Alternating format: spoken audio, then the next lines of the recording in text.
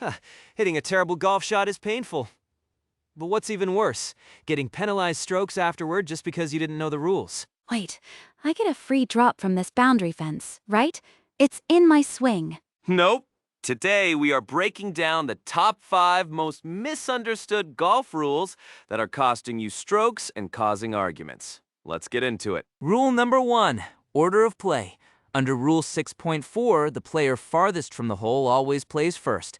In match play, playing out of turn can hurt you. Your opponent may cancel your stroke and make you hit again. And yes, Rule 6.4 applies everywhere on the hole you're playing. Fairway, rough, or putting green. Distance from the hole you're on decides who is away. On the tee, Rule 6.4a and 6.4b set honor. In stroke play, lowest gross score on the previous hole hits first. In match play, the player who won the previous hole has the honor. Hide the last hole? In stroke play, Rule 6.4b keeps the same tee order as before. In match play, Rule 6.4a, the player who had honor keeps it. Here's a common mix-up under Rule 6.4. Order of play is always based on distance to the hole you're playing, not on whose ball is on a green. You're in the fairway of your hole, but your buddy's ball landed on the green of a different hole. You're still farther from your target, so you play first. In match play, Rule 6.4a, a 2, is strict. If you play out of turn, your opponent may cancel that stroke and you replay from where you hit. No general penalty, but that miracle shot can disappear. In stroke play, Rule 6.4b. 2. No penalty for playing out of turn.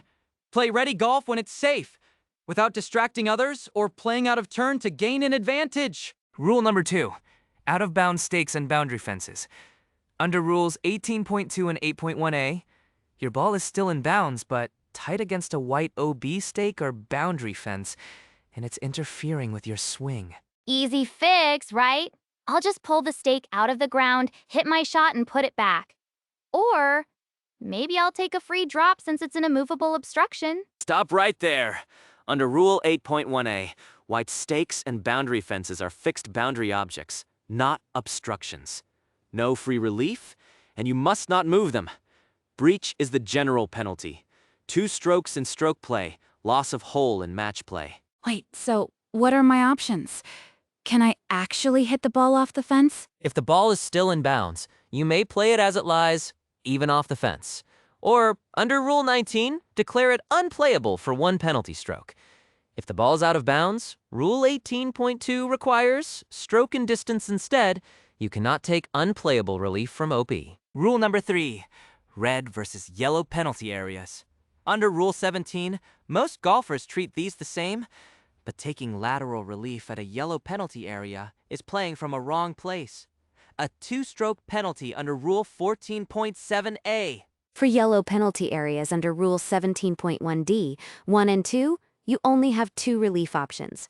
You can replay the shot from where you originally hit it, or you can drop as far back as you want along a straight line extending from the flag through the entry point. But for red penalty areas under Rule 17.1d3, you get those 2 options plus a massive bonus: lateral relief. You can drop within 2 club lengths of where the ball last crossed the edge of the penalty area, no closer to the hole. Amateurs often try lateral drops at yellow stakes. Don't do it. But here's some good news. Under Rule 17.1b, you can now ground your club and take practice swings inside penalty areas. No more hovering your club over the grass, dirt, or water in fear. If you're inside those red or yellow stakes, ground it just like you're in the fairway.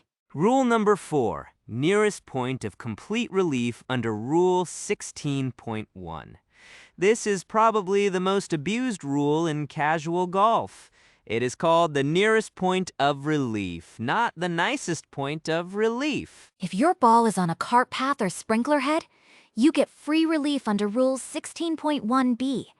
Find the nearest point of complete relief, then drop within 1 club length of that spot, no nearer the hole, even if that spot is ugly. That's right. If the nearest spot is in a thick bush or deep rough, that's where you must drop.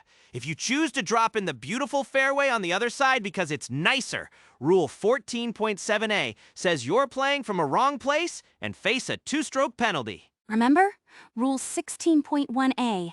free relief when the obstruction interferes with your lie, stance, or swing, even if the ball isn't touching it. Measure to the nearest point of complete relief, then drop within 1 club length. Rule number 5. Lost balls and provisionals. First things first. The clock. Under Rule 18.2a, 1, you no longer have 5 minutes to look for a lost ball. That modern rules cut search time down to exactly 3 minutes. If you think your ball might be lost or out of bounds, you should play a provisional ball. But how you announce it under Rule 18.3b matters. If you just say, "I'm hitting another one," or "I'll reload," that ball is officially your ball in play. Your original ball is dead even if you find it. To play a provisional, you must clearly say provisional before you hit, under Rule 18.3b. If you are virtually certain the ball is in a penalty area, Rule 17.1c applies. Take penalty area relief.